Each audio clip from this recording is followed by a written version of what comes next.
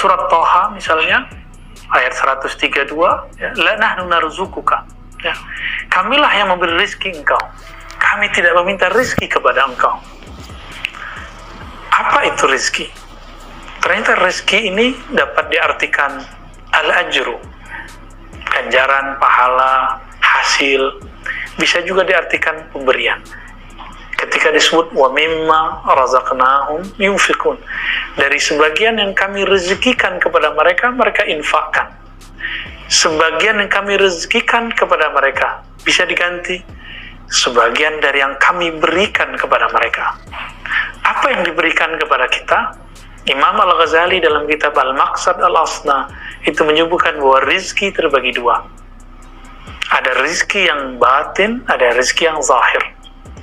Rizki yang batin adalah rizki kita diwujudkan oleh Allah, lalu diberi cahaya iman oleh Allah, diberi ilmu oleh Allah, diberi ketenangan jiwa oleh Allah, diarahkan ketemu orang-orang yang soleh, yang dekat kepada Allah. Ada rizki yang bukan rizki batin, yaitu rizki yang zahir. Ini yang kebanyakan dipahami banyak orang. Biasanya kalau kita datang ke orang tua atau orang yang senior, didoain semoga banyak rezeki. Yang terbayang oleh dia adalah fulus. Jika itu yang disebut rezeki, maka teman-teman, tentu orang kaya adalah orang yang paling banyak dapat rezeki di dunia. Tapi ternyata orang kaya, pejabat tinggi, mereka datang kepada kiai-kiai di kampung-kampung minta doa. Doa itu adalah rezeki.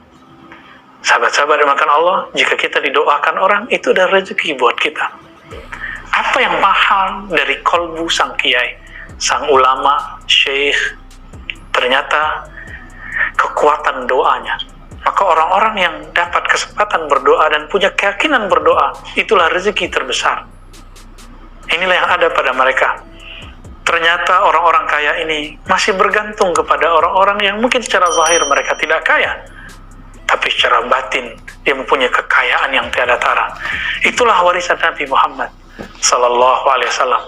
Maka Nabi itu disebut Abdul Razak, hamba sang Maha pemberi rezeki. Rezeki zahir, apalagi rezeki yang batin. Rezeki batin inilah yang paling mahal.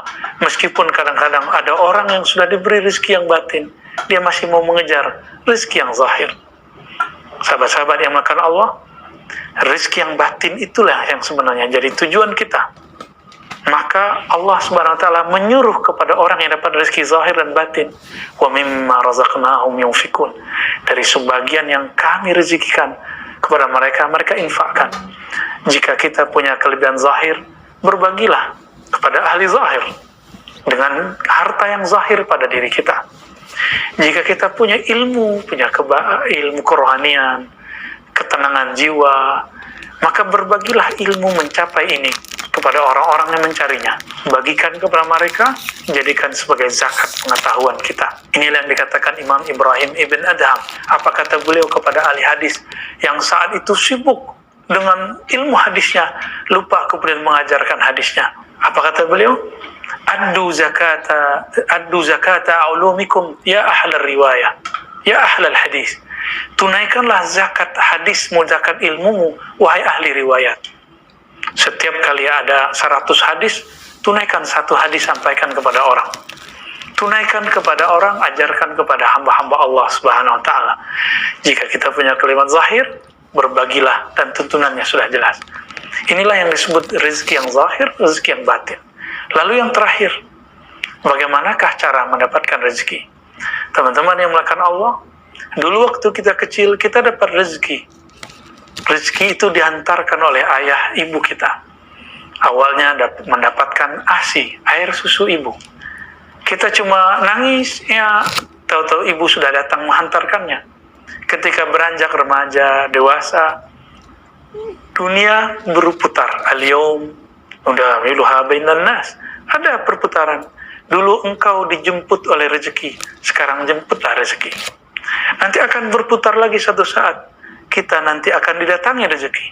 Namun menunggu saat itu tentu tidak mudah. Inilah disebut dengan tajrid. Dalam bab rezeki, ada saatnya kita menjemput rezeki, namanya makom asbab. Ada saatnya kita dijemput, didatangi rezeki. Inilah makom tajrid. Tapi tajrid hakiki, walaupun zahirnya kita menjemput, di kolbu mengatakan ya Rabb, hakikatnya ini dari Engkau.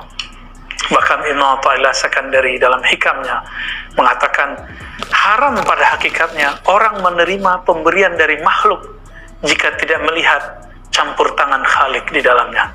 Maka niatkan sugesti diri setiap hari bahwa kita ketika mendapatkan rezeki, menepur rezeki, sebenarnya Allah sedang menghantarkan kepada kita. Di saat itulah, jika ada panggilan nanti untuk berbagi, tidak ada perasaan susah untuk berbagi.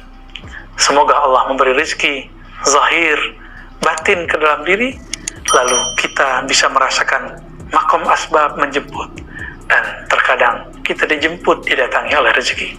Amin ya rabbal alamin. Wassallallahu ala nabiyina Muhammad.